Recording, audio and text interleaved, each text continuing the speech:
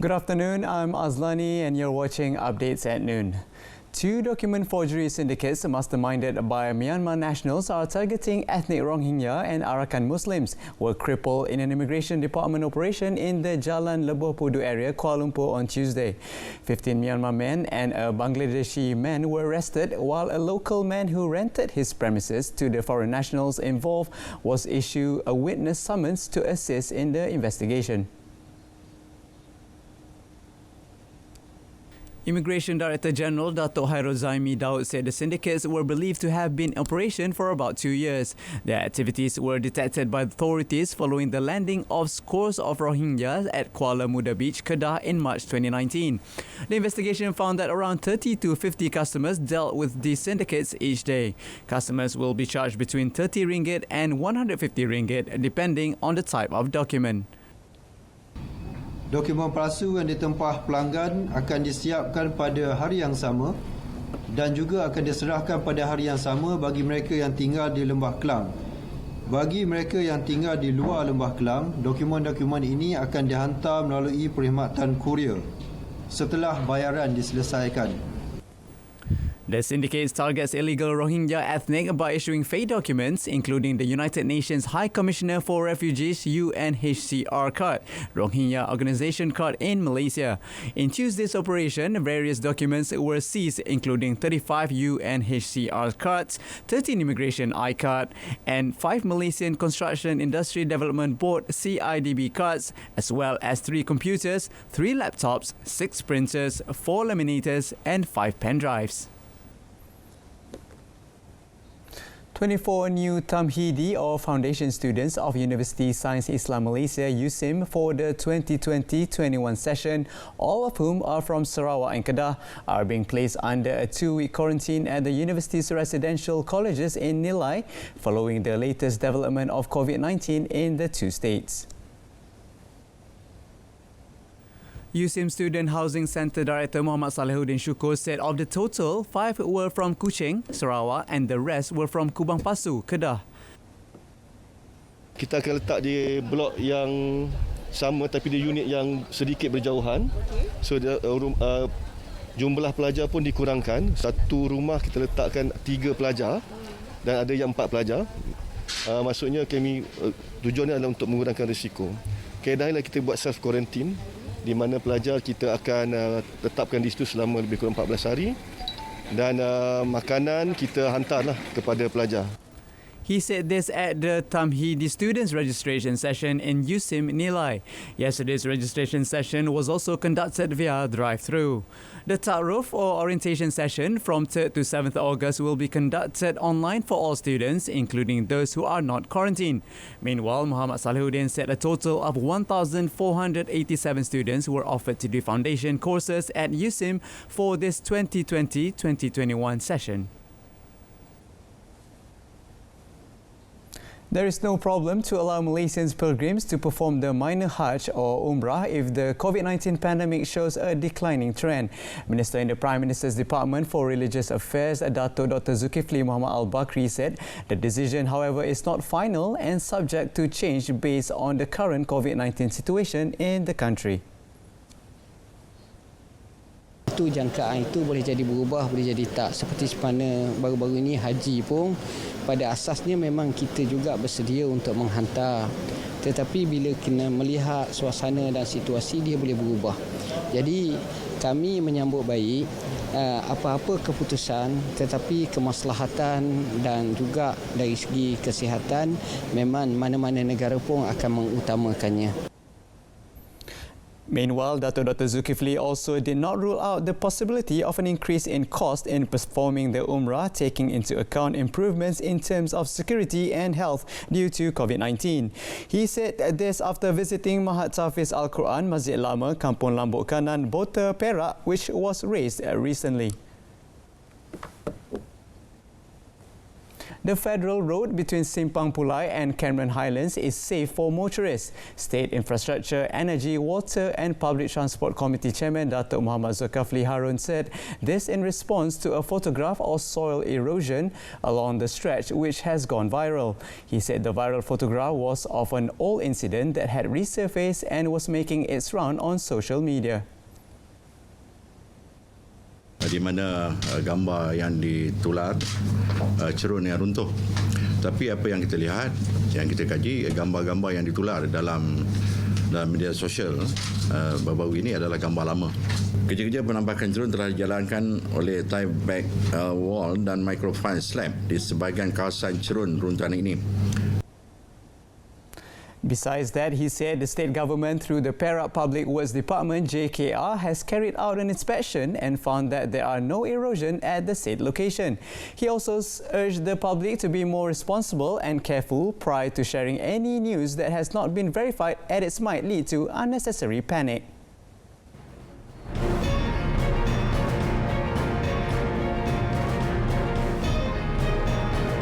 Coming up next, Joho to set up Digital Council to promote digital banking.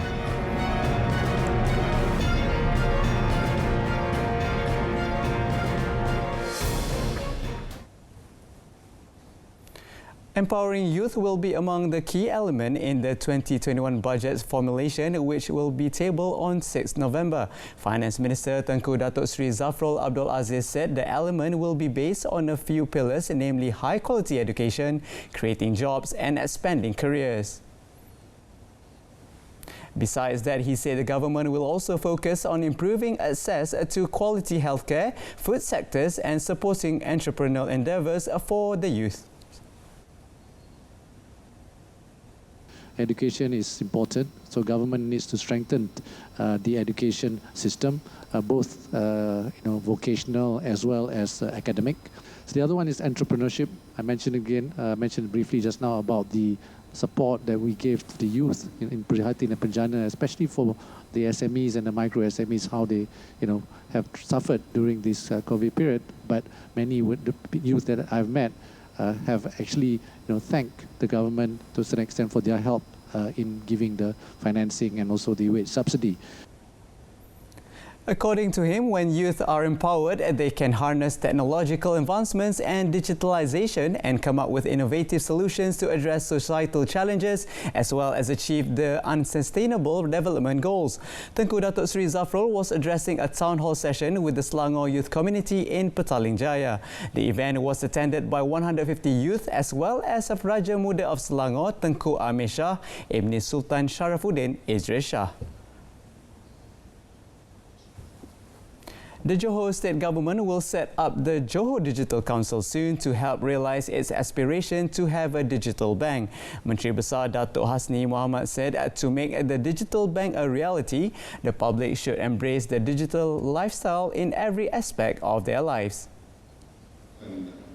Speaking at the launch of Johor e-Marketplace in Kota Iskandar yesterday, he said the state government had in April agreed to establishment of a digital bank to spur the digital economy in Johor. Untuk membolehkan sebuah digital bank ini menjadi kenyataan, ianya perlulah mempunyai masyarakat yang mempunyai gaya hidup yang menggunakan segala aspek digital sebagai gaya hidup seharian mereka. The bank would make finance sector more inclusive and provide better quality financial services for all market segments, he said, noting that in 2014, 52% of the people in Southeast Asia had used online banking services and the proportion was rising. The program, he said, is a collaboration between the state government and e-commerce platform Shopee aimed at helping some 3,000 entrepreneurs in the state market their products in the wake of the COVID-19 pandemic. He said in conjunction with the launch, the state government will give attractive discounts vouchers besides comprehensive skills and marketing training to the entrepreneurs involved. The Ministry of Environment and Waters, CASA, aims to develop the National River Trails project by building 10,000 kilometres of river trail routes across the country by 2030. Its Secretary General, Datuk Sri IR Dr. Zaini Ujang, said for a start, a 1,000-kilometre river trail route would be built in stages within the next 3 years. To realise the effort, the project under supervision of the Irrigation and Drainage Department, JBS, is collaborating with Management and Science University, MSU. The project was a government effort to beautify and preserve the ecosystem of rivers without involving high cost. Kita boleh buat banyak cara. Yang saya sebutkan tadi, buat denai. Denai itu secara tak langsung akan mendekatkan masyarakat kepada sungai, pada masa yang sama menghalang aktiviti yang boleh mencemarkan sungai. Sebelum ni kita gunakan engineering approach. Engineering approach ni macam-macam lah. Buat loji rawatan ais, kumbahan, rawatan kumbahan harga 1 bilion, 2 bilion. Tapi tak nampak perubahan sangat kepada kualiti air sungai. He said this in a press conference after witnessing the signing of a Memorandum of Understanding MOU between JPS and MSU in Shah Alam. The pilot project of National River Trails in Sungai Damansara will be carried out as a Corporate Social Responsibility CSR initiative.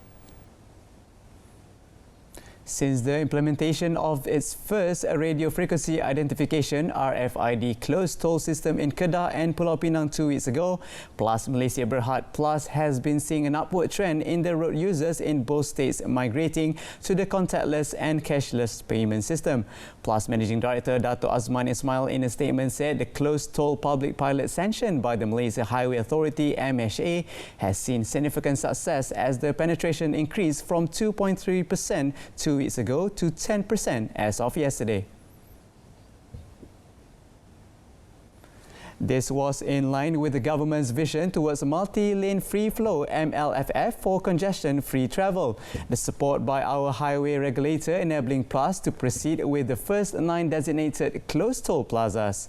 Dato' Azman added that the most compelling reason for RFID was that the technology propagated physical distancing as compared with the existing card.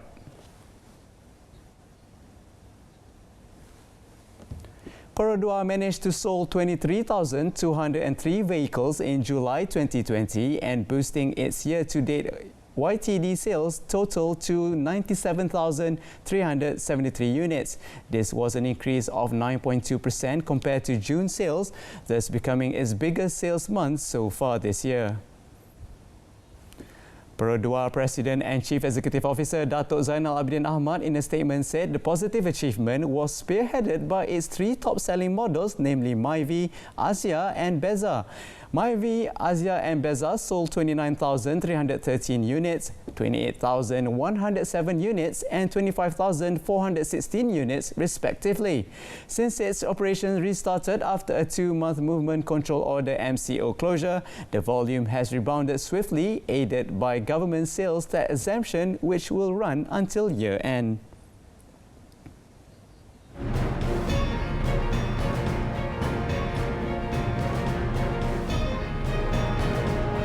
Still ahead, contagion under control in COVID-19 epicenter but spread elsewhere.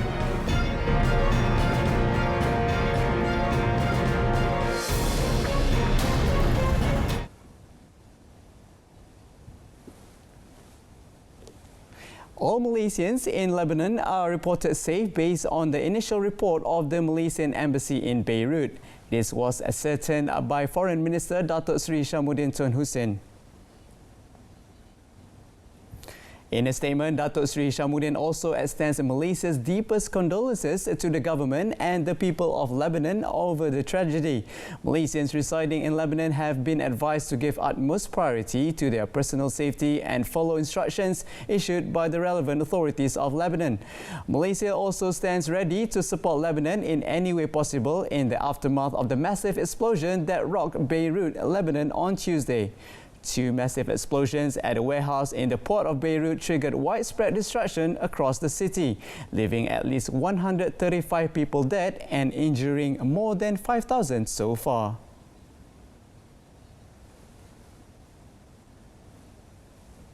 The Yang di-Pertuan Agong Al-Sultan Abdullah Riayatuddin Al-Mustafa Billah Shah yesterday advised Malaysians in Beirut, Lebanon to remain vigilant and contact the Malaysian Embassy for any assistance, inquiries and latest information, as well as heed the advice of the local authorities.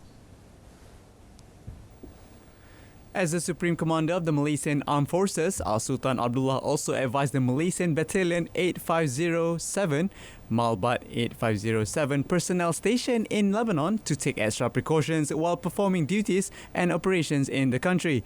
Comptroller of the Royal Household of Istana Negara, Dato' Ahmad Fadil Shamsuddin, in a statement said His Majesty advised Malbat 8507 personnel to be constantly on the alert to provide disaster and humanitarian assistance. The battalion, consisting of 850 personnel, was deployed to serve for a year under the United Nations Interim Force in Lebanon, UNIFIL peacekeeping mission since October last year. He added that His Majesty was very concerned about the safety of Malaysians in the country, and following the latest report, Al-Sultan Abdullah was thankful that no Malaysians were affected by the explosion. A new coronavirus outbreak in Vietnam spread to 2 more provinces on Wednesday, the country's health minister said, as the COVID-19 task force declared the contagion under control in Da Nang, the central city where the outbreak began. Aggressive contact tracing, targeted testing and strict quarantining had helped Vietnam contain earlier outbreaks, but it is now battling infections in at least 10 cities and provinces after going more than 3 months without domestic transmission. The Health Ministry on Wednesday reported an additional 41 new COVID-19 cases, bringing the country's total to 713 infections with 8 deaths. There were 2 other cases reported earlier in the day. The new outbreak was first reported on 25th July in the tourist resort city of Da Nang and has spread to major urban centres like Hanoi and Ho Chi Minh City, which have since closed entertainment venues, restricted gatherings and tested tens of thousands of people. There have been 264 cases since the virus resurfaced in Da Nang, which include all 8 of the country's COVID-19 deaths. Health Minister Nguyen Tan Long told state media on Wednesday the outbreak had expanded to the provinces of Bac Giang near Hanoi and Lang Son, bordering China, both linked to the Da Nang infections. The source of the Da Nang outbreak remains unclear. The outbreak in Da Nang is expected to peak in the next 10 days, according to Vietnam's Deputy Minister of Health on Wednesday. Former Colombia President Alvaro Uribe tested positive for coronavirus a day before the Supreme Court placed him under house arrest. The Democratic Center Party said on Wednesday that Uribe was in good health despite his diagnosis. The court, which held a hearing Tuesday into witness tampering accusations, ordered the 68-year-old to be put under house arrest after deeming there were possible risks he would attempt to obstruct justice. Local media had speculated about his health after spotting a medical team entering his home in the northern Cordoba department. Uribe, currently a senator, faces bribery and procedural fraud charges and could serve up to 8 years in prison if convicted of allegations that he used his position as a lawmaker to tamper with witness. He has always insisted on his innocence and enjoys a strong popular support due to his hardline stance on fighting the country's leftist guerrillas, especially the once powerful Revolutionary Armed Forces of Colombia, FARC. News of his house arrest brought rival demonstrators out into the streets, both in support and against Uribe. Japan on Thursday marked 75 years since the world's first atomic bomb attack, with the coronavirus pandemic forcing a scaling back of ceremonies to remember the victims. Survivors, relatives and a handful of foreign dignitaries attended this year's main event in Hiroshima to pray for those killed or wounded in the bombing and call for world peace. But the general public was kept away, with the ceremony instead broadcast online. Participants, many of them dressed in black and wearing face masks, offered a silent prayer at exactly 8:15 a.m., the time the first nuclear weapon used in wartime was dropped over the city. Speaking afterwards, Hiroshima Mayor Kazumi Matsui warned in an address that the world must come together to face global threats like the coronavirus pandemic and to warn against the nationalism that led to World War II. The bomb attack on Hiroshima killed around 140,000 people, many of them instantly sea, with others perishing in the weeks and months that follow, suffering radiation sickness, devastating burns and other injuries. 3 days later, the United States dropped a second atomic bomb on Nagasaki, where 74,000 people were killed.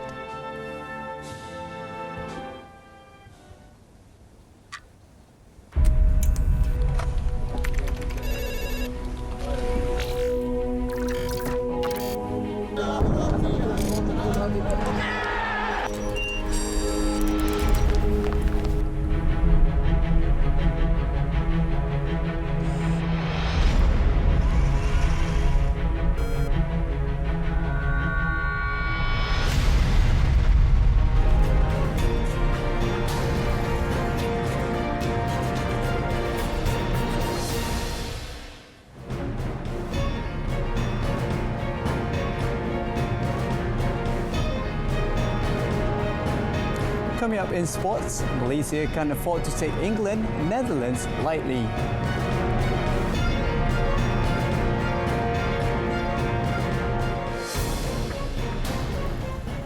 Although Malaysia seems almost assured of a quarter-final berth in the Thomas Cup finals in October, singles head coach Hendrawan has reminded the team not to be complacent in their first two group matches. He said Malaysia have to win against England and the Netherlands before taking on traditional arch-rivals and 13-time champions Indonesia in the final group match. He said on paper it looks promising for the Malaysian squad, but what is important is that they have to win against England and the Netherlands, taking the tournament step by step. The quarterfinals, he added, will be easier in a win against Indonesia rather than finishing second in the group. Met at the Academy Badminton Malaysia ABM Bukit Kiara yesterday, Hendrawan said Indonesia and Malaysia are expected to be the top two finishers in Group A and qualify for the quarterfinals of the tournament, which will be held in Aarhus, Denmark from 3rd to 11th October. Hendrawan said the final team list has not been decided yet, but he has a rough idea of the players who will shoulder Malaysia's challenge.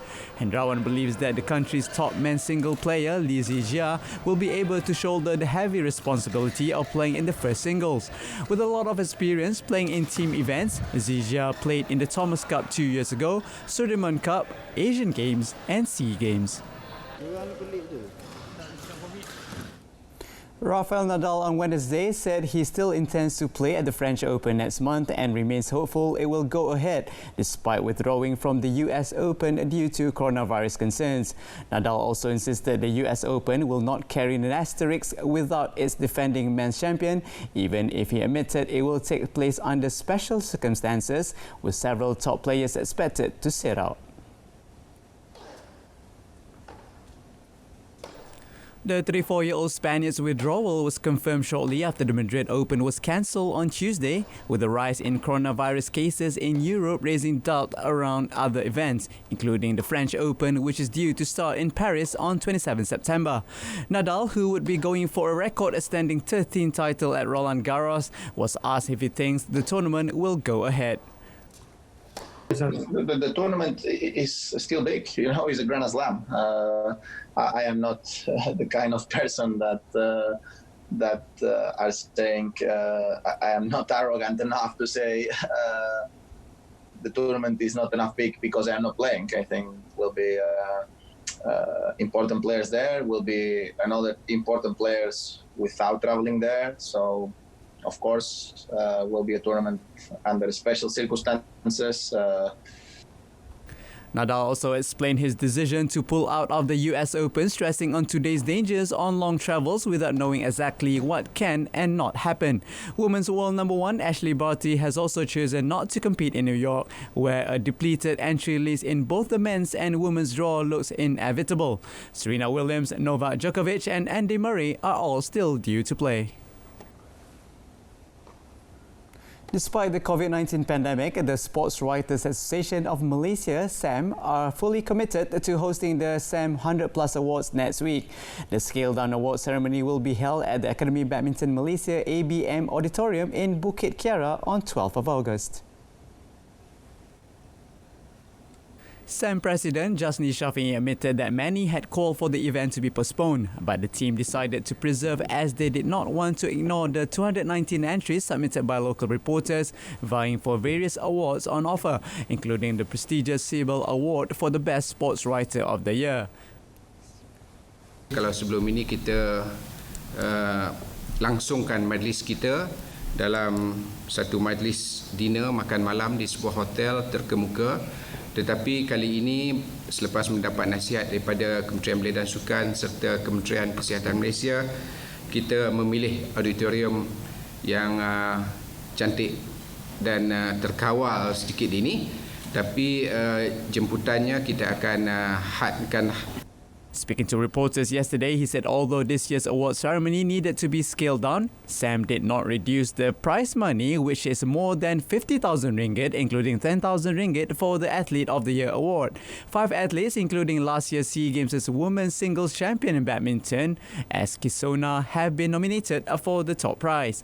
The other 4 are national gymnast Farah and Abdul Hadi, wushu exponent Loh Chun Hao, cyclist Azizul Hasni Awang, and figure skater Julian Yi. It will be a 4-way battle between powerlifter Bonnie Bunya Augustine, shot putter Ziyad Zulkifli, and archers S. Suresh and Wiro Anak Julin for the Para Athlete of the Year award.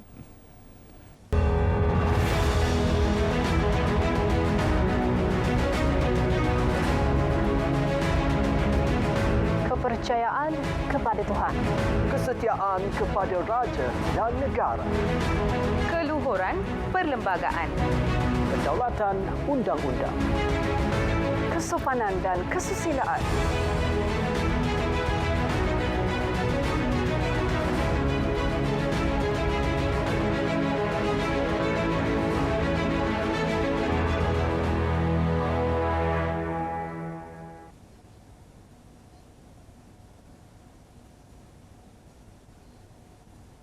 Inilah Continuous. Inilah Continuous. Inilah Continuous. Inilah Continuous. Inilah Continuous. Inilah Continuous. Inilah Continuous. Berjalan lancar tanpa insiden yang boleh mengganggu ketenteraman awak.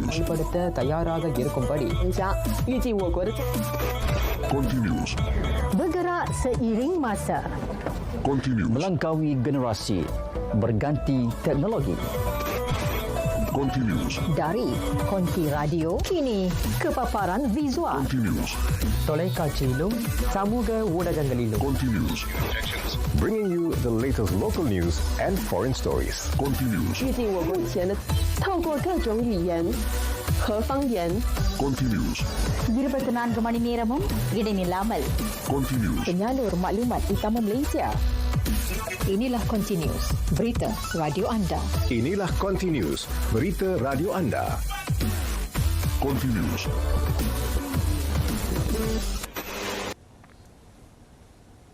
That's it from us this afternoon. In our top story, fake document syndicates masterminded by Myanmar nationals busted. News at 10 comes on this evening on My Freeviews Berita RTM News Channel. I'm Azlan Yadani. Goodbye for now.